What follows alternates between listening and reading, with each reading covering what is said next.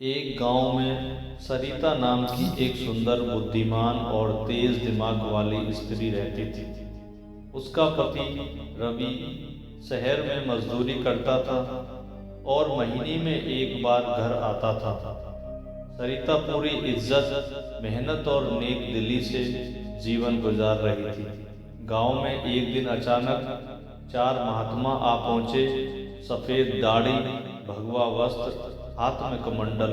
लोग देखते ही पैरों में गिरने लगे, लेकिन सरिता बस दूर से देखती रही। उसकी आंखें जैसे उन चारों की नकली चमक को भेद रही थी। गांव वाले उन साधुओं की हर बात पर यकीन करते थे। कोई सोना चढ़ाता, कोई चांदी, कोई अनाज। कुछ ही दिनों में चारों साधुओं की मानो चांदी हो गई। एक दिन सबसे बड़े साधु, जिन्हें लोग महंत श्री त्रिलोचन कहते थे, उन्होंने कहा कि जिस घर में सुंदर स्त्री हो और वो उनके लिए भंडारा करवाए, उस घर को लक्ष्मी कभी नहीं छोड़ती। सब जानते थे कि सरिता गांव की सबसे सुंदर स्त्री थी। तभी तीनों छोटे साधु एक दूसरे को देखकर मुस्कुरा दिए और सरिता ने यह सब देखा बिना कुछ बोले। अगले दिन चारों साधु उसके घर पहुंचे। महंत ने कहा कि वे उसके घर विशेष पूजा करना चाहते हैं, जिससे उसका पति धनवान हो जाएगा। सरिता को शक हो चुका था, पर वह मूर्ख नहीं थी, बुद्धिमान थी। उसने कहा कि पूजा आंगन में होगी, कमरे में नहीं। साधुओं को यह बात पसंद नहीं आई, लेकिन मानना पड़ा। सरिता ने गांव की चार औरतों को भी बुला लिया ताकि वह अकेली न रहे। पूजा शुरू हुई, पर चारों साधुओं की निगाहें पूजा पर कम, सरिता पर ज्यादा थी। पूजा के बहाने महंत बोला कि वह जप कर रहे हैं और सरिता पास बैठकर अपना सिर उनके चरणों में रखे ताकि आशीर्वाद पूरा हो।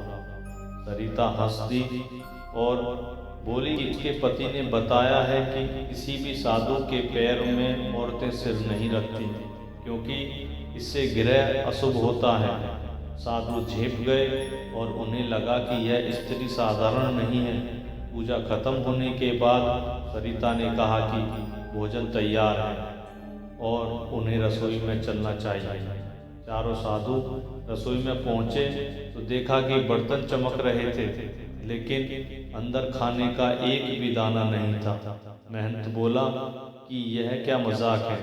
सरिता ने शांत स्वर में कहा कि पहले वे अपना कमरा खोलें, वह देखना चाहती है उन्होंने क्या छुपाया है। साधु गुस्सा हो गए और बोले कि वह उन पर शक करती है, वे तपस्वी हैं। सरिता बोली कि हाँ, उसे शक है, क्योंकि असली साधु किसी स्त्री की सुंदरता देखकर पूजा की जगह अकेले मिलो जैसी निगाहें नहीं डालते।